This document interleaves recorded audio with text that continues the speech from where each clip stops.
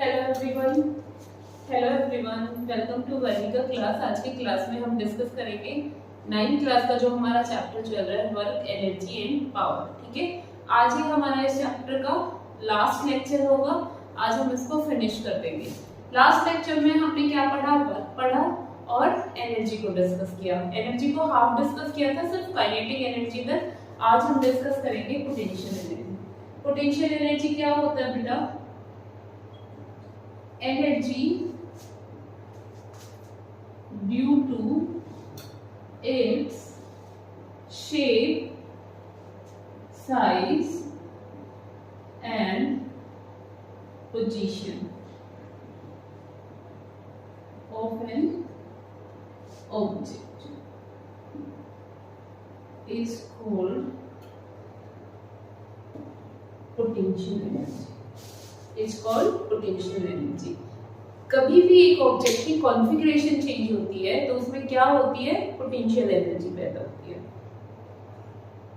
वैसे तो जो पोटेंशियल एनर्जी होती है 3 टाइप की होती है। कितने टाइप की होती है? 3 टाइप की होती है। बट अभी आपके सिलेबस में कौन सी है? ग्रेविटेशनल पोटेंशियल एनर्जी है। कौन सी एनर्जी है बच्चा? ग्रेविटेशनल एनर्जी है। ठीक है, लेकिन उसमें भी आप बार बार में ये मेंशन नहीं करोगे कि ग्रेविटेशनल पोटेंशियल एनर्जी है। वो आपके माइंड में क्लियर होना चाहिए। अगर कोई आपसे क्वेश्चन पूछता है तो आप ये चीज बता सकते हो कि ये कौन सी एनर्जी है? ग्रेविटेशनल पोटेंशियल एनर्जी है। क्लियर है बात?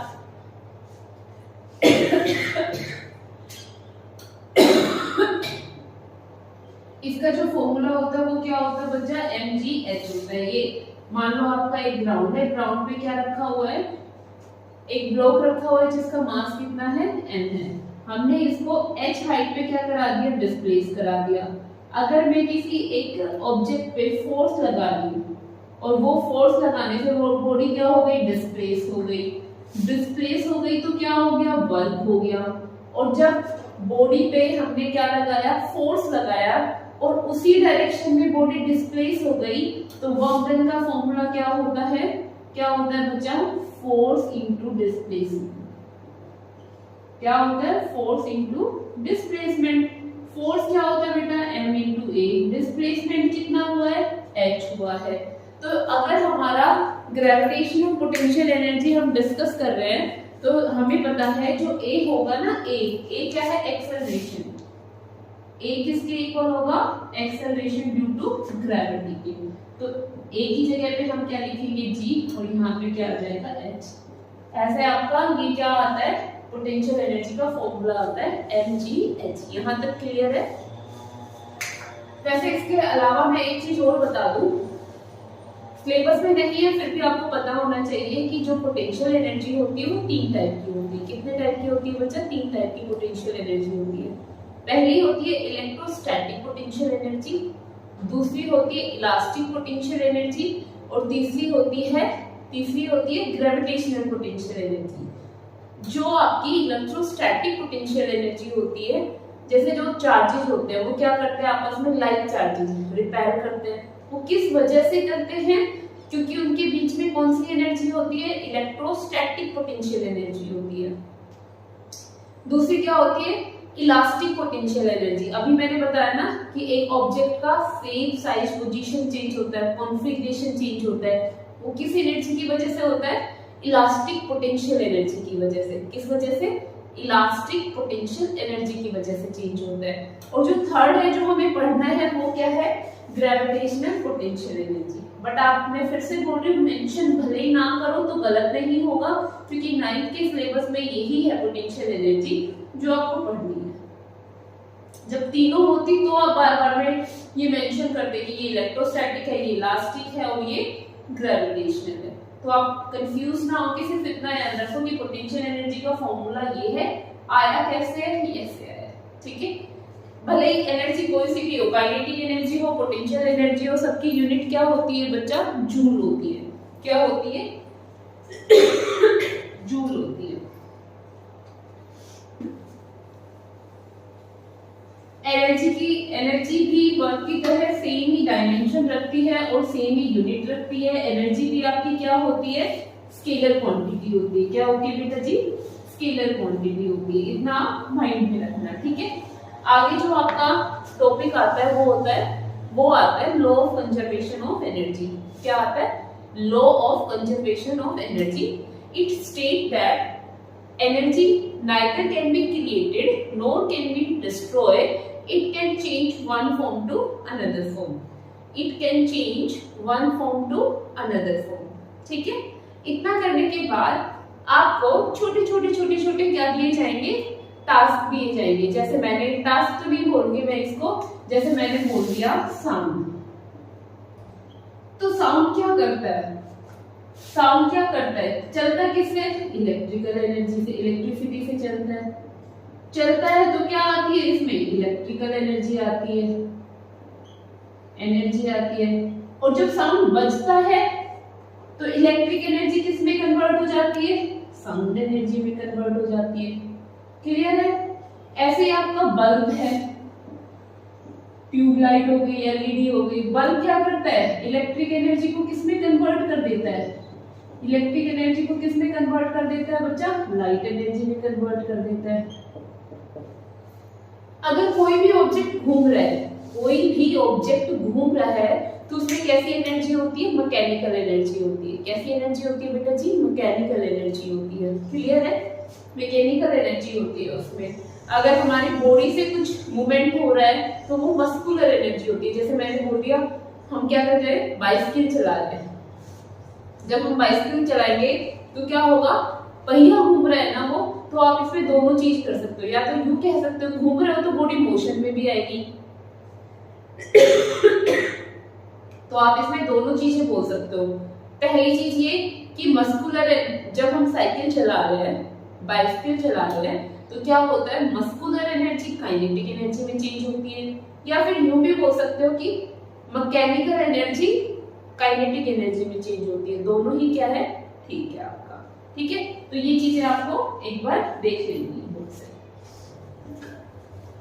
नेक्स्ट जो टॉपिक आता है, जो law of conservation of energy है, इसका जो डेरिवेशन है वो एनसीईआरटी के सिलेबस में नहीं है। वो एनसीईआरटी के सिलेबस में नहीं है तो वो हम डिस्कस नहीं करेंगे। ठीक है, तो हमारा इस चैप्टर का लास्ट टॉपिक बचता है जो कि क्या है? पावर। क्या है बच्चा? पावर। पावर क्या होता है? 1 joule of work is done in 1 second। उसको क्या बोलते हैं? पहले तो फॉर्मूला लिख देती हूँ, वर्क डन क्या, ये क्या होता है बेटा? क्या होता है बच्चा? पावर होता है। अब पावर की यूनिट क्या होती है बेटा जी? वोल्ट होती है। वर्क डन की यूनिट क्या होती है? जूल। टाइम की यूनिट क्या होती है? सेकंड। पूछा जा सकता है कि डिफाइन 1 वोल्ट। क्या पूछा जाएगा? Define 1 volt. तो 1 वोल्ट क्या होगा? देखो, इस पावर को हम 1 वोल्ट कब कहेंगे? Power is said to be 1 watt when 1 joule of work done, 1 joule of work is done in 1 second.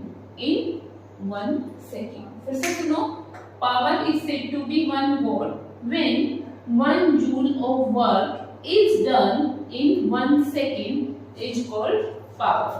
Is called power. ठीक है, उसके बाद वोट जो यूनिट होती है, पावर की और भी यूनिट होती है, जो कि पावर की जो कमर्शियल यूनिट होती है वो क्या होती है? किलो वोट आवर होती है। कौन सी यूनिट होती है बच्चा? किलो वोट आवर होती है।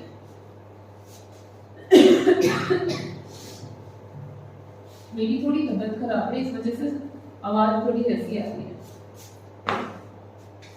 कमर्शियल जो यूनिट होती है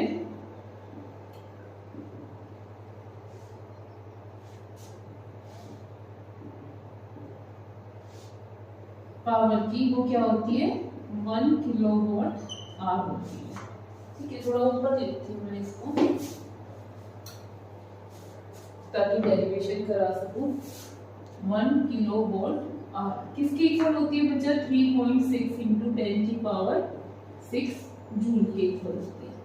आती कैसे है, इसका रीजन ये है क्योंकि जूल की टर्म में जब हम इसको कंसीडर करते हैं यूनिट को, तो जो फिगर होता है वो बहुत बड़ा आ जाता है, तो कैलकुलेशन के चक्कर में कैलकुलेशन बहुत ज्यादा कॉम्प्लिकेटेड हो जाती है।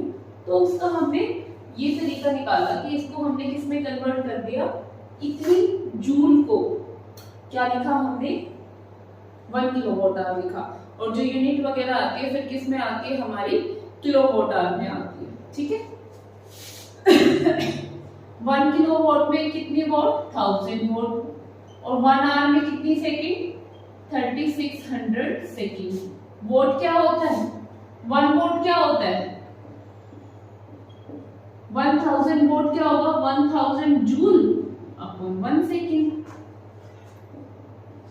3600 सेकेंड, सेकेंड से सेकेंड कट हो गई 3600, उसके बाद कितनी इतनी क्या आ गई जूल, इसको हम यू भी लिख सकते हैं 3.6 इंटू 10 की पावर 6 जूल। तो ऐसे ही क्या आता है आपके पास क्या आता है बच्चा 1 किलोवाट आवर किसके इक्वल आता है 3.6 इंटू 10 की पावर 6 जूल के इक्वल आता है। यहाँ पे हमारा 9th क्लास का वर्क एनर्जी पावर का जो थ्योरी पार्ट है वो पूरा फिनिश होता है, पूरा फिनिश होता है, जिसमें हमने क्या क्या पढ़ा, वर्क पढ़ा, एनर्जी पढ़ा और पावर पढ़ा। वर्क में हमने पढ़ा हमारे पास क्या है, एक ऑब्जेक्ट है, ऑब्जेक्ट पे हमने फोर्स लगाया, फोर्स लगाने के बाद ऑब्जेक्ट वर्क की फोर्स की डायरेक्शन में डिस्प्लेस हो गया, देन वर्क इज डन। कई बार ऐसा होता है कि वो फोर्स की डायरेक्शन में डिस्प्लेस नहीं होगा, वो अपोजिट डायरेक्शन में भी डिस्प्लेस होता है। उसका एग्जांपल मैंने बताया कि हम रस्साकसी का खेल खेल रहे हैं और मान लो मेरी टीम किसमें हार्दिक की पोजीशन में है, तो मैं फोर्स तो इधर लगाऊंगी पर मैं डिस्प्लेस कैसे हो जाऊंगी, अपोजिट डायरेक्शन में हो जाऊंगी। वो अपोजिट डायरेक्शन वाला केस है। तो जब फोर्स और डिस्प्लेस सेम डायरेक्शन में होता है, जब फोर्स और डिस्प्लेसमेंट सेम डायरेक्शन में होता है, तो वर्क का फॉर्मूला होता है फोर्स इनटू डिस्प्लेसमेंट। लेकिन जब फोर्स और डिस्प्लेसमेंट अपोजिट डायरेक्शन में होता है, तब जो हमारा वर्क का फॉर्मूला होता है force into displacement into cos theta. Work की जो यूनिट होती है वो जूल होती है, वर्क जो होता है वो स्केलर क्वांटिटी होता है। उसके बाद एनर्जी आती है, बहुत सारी एनर्जी होती है, light energy, chemical energy, electrical energy, sound energy, kinetic energy, potential energy, muscular energy. लेकिन हमें इस चैप्टर में क्या पढ़ना है, काइनेटिक एनर्जी सॉरी और पोटेंशियल एनर्जी। काइनेटिक एनर्जी कब आती है, जब एक बॉडी में मोशन हो रहा होता है, तो एक बॉडी में मोशन की वजह से क्या आता है, काइनेटिक एनर्जी आती है। और एक बॉडी की शेप साइज चेंज होती है, कॉन्फ़िगरेशन चेंज होती है, तो उसमें पोटेंशियल एनर्जी आती है। इसके छोटे छोटे तो न्यूमेरिकल है, वो हमने वीडियो में डिस्कस कर लिया है। लास्ट जो हमारा टॉपिक है वो है power. Power is 1 joule of work is done in 1 second, is called power, is called power. उसके बाद पावर की जो यूनिट होती है वैसे 1 वोट होती है, लेकिन जो कमर्शियल यूनिट होती है वो किलोवाट आवर होती है। अगर आपको वीडियो पसंद आई है तो प्लीज चैनल को लाइक और सब्सक्राइब करना बिल्कुल ना भूलें। Thank you so much.